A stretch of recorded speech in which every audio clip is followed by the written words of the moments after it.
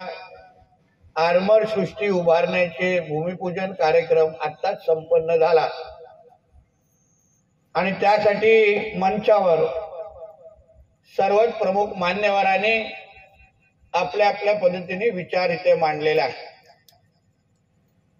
सिंधुदुर्ग जिल्ह्याच्या पालकमंत्री सन्मान्य रवी चव्हाण साहेबांनी पण पत्राद्वारे या पूर्ण प्रकल्पाला आपल्या शुभेच्छा दिलेल्या आहे। मी या निमित्ताने या सिंधू रत्नचे अध्यक्ष आदरणीय दीपक केसरकरजी आणि आमचे हक्काचे सदस्य म्हणून सन्मान्य प्रमोद जठार साहेबांचं या निमित्ताने मनापासून आभार मानेन की प्रमोद जठार साहेबांच्या प्रयत्नामुळेच आजचा हा भूमिपूजनाचा कार्यक्रम आणि हा प्रकल्प होतोय। आम्ही आता इथे फक्त भूमिपूजनाच्या निमित्ताने आलोय। सूत्रसंचालन करणारा आपल्या मित्राला माहिती आहे की नितेश राणेंचे नाव घ्यायला लागतं, पण तरीही हा प्रकल्प आणि हा जो काय पाठपुरावा आहे हा प्रमोद जठार साहेबांच्या शिवाय शक्यच झाला नसता, म्हणून प्रामुख्याने हे सगळं श्रेय आमच्या जठार साहेबांचं झालं। त्यांनी आपल्या सिंधू रत्न जी योजना आहे त्याचे अध्यक्ष आमचे दीपक केसरकर असले तरी आमचा माणूस म्हणून तिथे प्रमोद जठार साहेब असल्यामुळे आज हा प्रकल्प आमच्या विजयदुर्गमध्ये होतोय।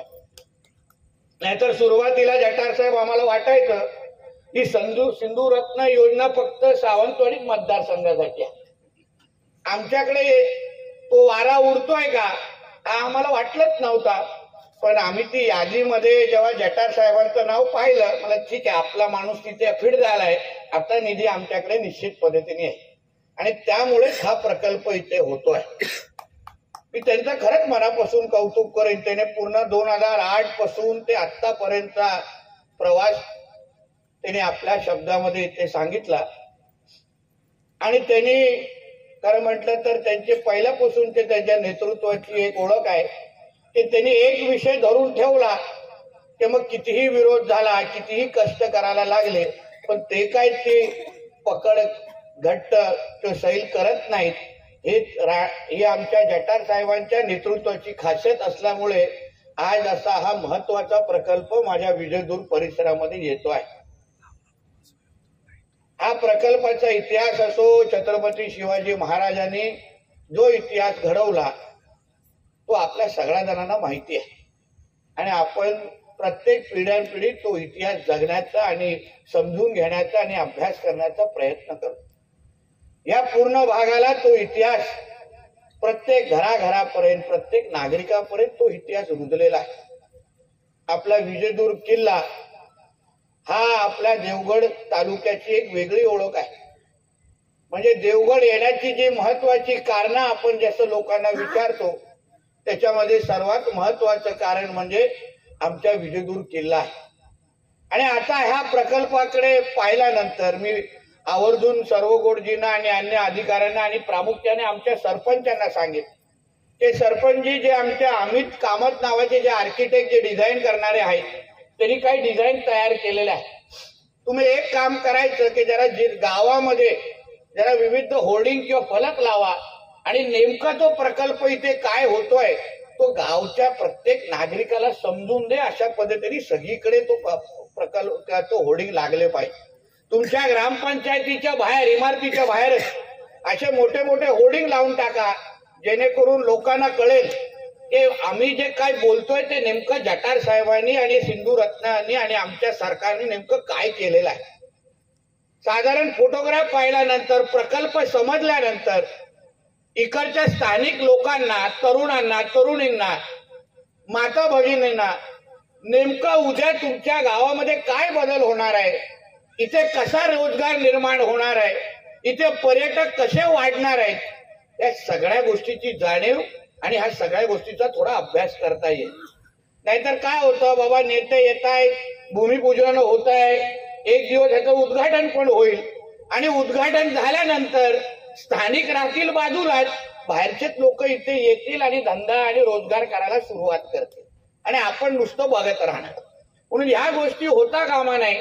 म्हणून आपल्याला मी विनंती करेन सरपंच महोदय, आपण ह्या प्रकल्पाबद्दल या विजयदुर्ग आणि ह्या आजूबाजूच्या परिसरामध्ये जास्तीत जास्त माहिती कशी जाईल ह्यासाठी आपण मोहीम राबवा, कार्यक्रम राबवा आणि लोकांपर्यंत हा प्रकल्प जाऊन दे, तरच ह्याचा काहीतरी फायदा होईल.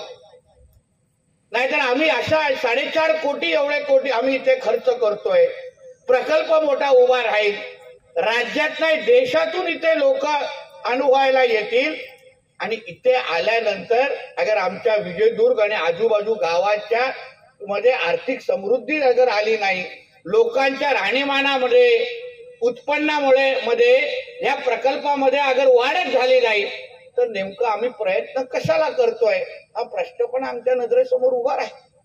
पर्यटनाच्या माध्यमातून आणि इतिहासाच्या माध्यमातून आमच्या या भागामध्ये आर्थिक समृद्धी यावी हा आमचा छोटासा प्रयत्न आहे. आमच्या इकडच्या असंख्य मुलं मुली बाहेरगावी शिकतात, सौदी आणि या सगळ्या देशामध्ये आहेत. का जातात? पैसे कमवायला जातात, जेणेकरून आपल्या घराला आर्थिक समृद्धी आर्थिक सक्षम करतील ह्यासाठी तिथे जातात. आता अशा पद्धतीचे प्रयत्न जेव्हा जठार साहेबांच्या माध्यमातून सरकारच्या माध्यमातून अगर इथेच येत असतील आणि इथेच राहून अगर कमवण्याची संधी मिळत असेल, इथेच राहून अगर आर्थिक सक्षम व्हायची संधी भेटत असेल तर मग बाहेरगावी कशाला जायचं ह्याचाही विचार या स्थानिक पातळीवर कुठे ना कुठेतरी झाला पाहिजे. नाहीतर आमच्या इकडचं सगळं टॅलेंट अगर बाहेरगावी जात असेल आणि त्या देशाला अगर समृद्ध करत असेल तर महाराष्ट्र आणि देशाचा काय फायदा झाला याच्याही बद्दल कधीतरी विचार करण्याची गोष्ट होय. म्हणून माझा एवढंच प्रयत्न असेल, मी काय तसं तज्ज्ञ नाही, हे सगळे जठार साहेब असतील आणि अन्य सगळे लोक तज्ज्ञ लोक आहेत, हे तुम्हाला व्यवस्थित तांत्रिक माहिती देऊ शकतात. माझा स्वार्थ एवढाच आहे की हा प्रकल्प झाल्यानंतर, हा प्रकल्प होत असताना किंवा सुरू झाल्यानंतर इकडे स्थानिक पातळीवर घराघरामध्ये किती आर्थिक समृद्धी आली, किती पैशाच्या उलाढाल आला हा माझ्यासाठी महत्वाचा विषय. किती आमची सौदीमध्ये शिकणारी मुलं, किती आमची मुंबईमध्ये शिकणारी मुलं परत आपल्या गावाकडे येऊन इथे किती लोकांनी हॉटेल उघडले, इथे किती लोकांनी काहीतरी व्यवसाय सुरू केला हा माझ्यासाठी महत्वाचा विषय आणि त्यावर आपण लोकांनी काम करावं ही अपेक्षा मी या निमित्ताने व्यक्त करतो. तरच या सगळ्या प्रयत्नांना खऱ्या अर्थाने काहीतरी फायदा होईल असं मानणाऱ्यापैकी मी आहे. नाहीतर काय होतं, आम्ही प्रकल्प उभे करतो, एवढे करोडोनी निधी आणतो, एवढा आता विजयदुर्ग तळा रस्ता पण तयार होतोय, तोही चांगला मार्ग निघेल. आमच्या पडेलच्या सरपंच भूषण पोकळे आणि आमची चर्चा सुरू आहे की पडेलकडे जठार साहेब त्यांनी मला वॉटर पार्क साठी जागा दिलेली आहे. म्हणजे तुम्ही विचार करा, पुढे ही आरमार सृष्टी, तिथे वॉटर पार्क, तिथे विजयदुर्ग, म्हणजे हे तर म्हणजे पूर्ण स्वप्न नगरीत या भागात तयार होईल अशा पद्धतीची परिस्थिती इथे तयार होणार. पण ह्या सगळ्या गोष्टी आम्ही कोणासाठी करतोय तर तुमच्यासाठी करतो. तुमच्याकडे आर्थिक समृद्धी आली पाहिजे, तुम्ही आर्थिक सक्षम झाला पाहिजे, आमच्या सिंधुदुर्गाचं दरडोई उत्पन्न वाढलं पाहिजे या दृष्टिकोनातून केलेले प्रयत्न आहेत. म्हणून या सगळ्या बाबतीमध्ये आपण सगळ्यांनी विचार करावा. आपल्यापर्यंत ह्या आमच्या सरपंच महोदय असतील, ग्रामपंचायत, आमच्या इकडे प्रसाद देवदरजी आहेत, कुठेतरी माजी सरपंच कुठे आहेत, मागे पळायला वाटतं, ते शूटिंग बिटिंग पण करतात इथे, स्वतः ऍक्टिंग पण करतात त्याच्यात, है ना. तर असे काहीतरी शूटिंग बिटिंग इथे व्हावेत जेणेकरून इथे अजून काहीतरी उत्पन्न वाढावं. बरोबर ना देवदरजी? पळतात कुठे, तुम्ही मैदानात या थोडं, इथे पण त्या पण गोष्टी व्हाव्यात. म्हणून ह्या सगळ्या गोष्टीचं ना सरपंच महोदय तुम्ही गाव म्हणून बसा.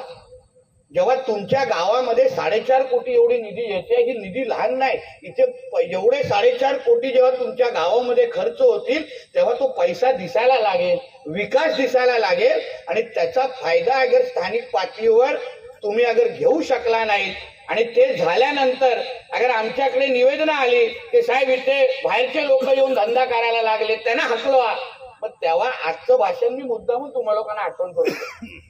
कारण का आम्ही तुम्हाला अगोदरच बोललेलो की तुम्हाला जी साथ जे काय आम्ही प्रयत्न करतोय ते तुमच्यासाठी करतोय आणि तुम्हीच अगर त्या गोष्टीचा फायदा घेऊ शकला नाही तर आमचे जठार साहेब असतील, आमचे अन्य रवी चव्हाण साहेब असतील, आमचे दीपक केसरकरजी असतील, हे लोक जे प्रयत्न आपल्यासाठी करतायत त्याचा काही फायदा अगर पुढच्या नाही, आणि ते झाल्यानंतर अगर आमच्याकडे निवेदन आली की साहेब इथे बाहेरचे लोक येऊन धंदा करायला लागले त्यांना हकलवा, मग तेव्हा आजचं भाषण मी मुद्दामून तुम्हाला लोकांना आठवण करू, कारण का आम्ही तुम्हाला अगोदरच बोललेलो की तुम्हाला जी साथ जे काय आम्ही प्रयत्न करतोय ते तुमच्यासाठी करतोय, आणि तुम्हीच अगर त्या गोष्टीचा फायदा घेऊ शकला नाहीत तर आमचे जटार साहेब असतील, आमचे अन्य रवी चव्हाण साहेब असतील, आमचे दीपक केसरकरजी असतील, हे लोक जे प्रयत्न आपल्यासाठी करतायत त्याचा काही फायदा अगर पुढच्या पिढीला होत नसेल तर आपणही त्या निमित्ताने आपण काहीच करू शकलो नाही याची भावना आपल्या आत्ताच्या पिढीमध्ये निश्चित पद्धतीने निर्माण होईल.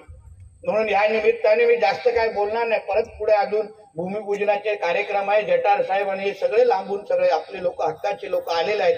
सार्वजनिक बांधकामकडे हा विषय आणि आमचे सर्व गोड जिकडे आहे, म्हणजे क्वालिटीमध्ये तडजोड जटार साहेब होणार नाही एवढी शाश्वती मी तुम्हाला देऊ शकतो. आमचे सर्व गोड जी नावाप्रमाणे सर्व गोड आहेत पण कामामध्ये फार कडू आहेत एवढं मी तुम्हाला सांगू शकतो. कोणी काम केलं नाही तर त्याला कुठल्या भाषेमध्ये समजवायचं हे आमचे सर्व गोड असले तरी पण त्यांना चांगल्या पद्धतीने येतं याचा अनुभव मला या निश्चित पद्धतीने आहे. म्हणून आज निवडणुकीच्या एकदम अगोदर हा प्रकल्पाचं उद्घाटन केलं असले तरी 40 दिवसांनी परत आम्हीच येणार आणि मीच आमदार आहे म्हणून त्याची काही चिंता नाही. इकडे तिकडे मतदान झालं तरी पण माझं काय मतधिक्य इथे काय कमी होत नाही. मी 29,000 वर होतो, लोकसभेला 42,000 वर गेलेलो आहे आणि आता तर मी 75 पेक्षा कमी बघणार नाही एवढं मला माहिती आहे. म्हणून इकडे तिकडे कुठेही मतदान गेलं तरी आमदार पण मीच असणार, मुख्यमंत्री पण माझाच असणार आणि पालकमंत्री पण माझ्याच विचाराचा असणार. म्हणून होणारे सगळ्या प्रकल्पांवर लक्ष पण हे आमचंच असणार एवढं फक्त सगळ्या जणांना लक्षात राहून दे एवढंच ह्या निमित्ताने सांगतो. परत एकदा माझ्या मतदारसंघामध्ये किंबहुना आम्ही तिघही इकडचे आमदार राहिलेलो आहे आणि आपल्या हक्काच्या मतदारसंघामध्ये जटार साहेब तुम्ही एवढा विचार करून एवढा मोठा प्रकल्प आमच्या मतदारसंघामध्ये आपल्या विजयदुर्गमध्ये आणलात आणि पहिल्या टप्प्याचाच आणला, अजून दुसरा टप्पा बाकी आहे. मग अजून भरघोस निधी आपलं पुढचं येणारं सरकार निश्चित पद्धतीने देईल आणि कदाचित पुढचं येणारा मुख्यमंत्री हा भारतीय जनता पक्षाचाच असेल म्हणून त्याची तुम्ही चिंता करू नका. फक्त झाड हलवायचे आणि पैसे पाडायचे एवढंच फक्त या निमित्ताने होईल. फक्त तुम्ही अशाच पद्धतीने तुमच्या विकासाच्या दृष्टिकोनातून तुमचा जो दृष्टिकोन आहे तो निश्चित पद्धतीने आवडला. कारण का सिंधू रत्न या योजनेमध्ये केसरकर साहेब असते तरी पण हाच भाषा नसतात, फरक पडला नसतात. काही त्यांचे लोक असतील तर व्हिडिओ पाठवा त्यांच्याकडे. पण सिंधू रत्न योजनेमध्ये प्रामुख्याने पहिले काय चांगले काम झालं असतील जे दिसणारे असतील त्याच्यामध्ये आपला हा विजयदुर्गचा असेल आणि तो आमच्या जटार साहेबांमुळे आहे एवढा आम्हाला सारखा अभिमान आहे. एवढंच या निमित्ताने सांगतो, इथेच थांबतो. जय हिंद, जय महाराष्ट्र. ताज्या अपडेट्स आणि ताज्या बातम्यांसाठी आजच सबस्क्राईब करा आपला Sindhudurg digital news channel. Like करा, शेअर करा, कमेंट करा आणि महत्त्वाचं म्हणजे बेल आयकॉनला क्लिक करायला विसरू नका.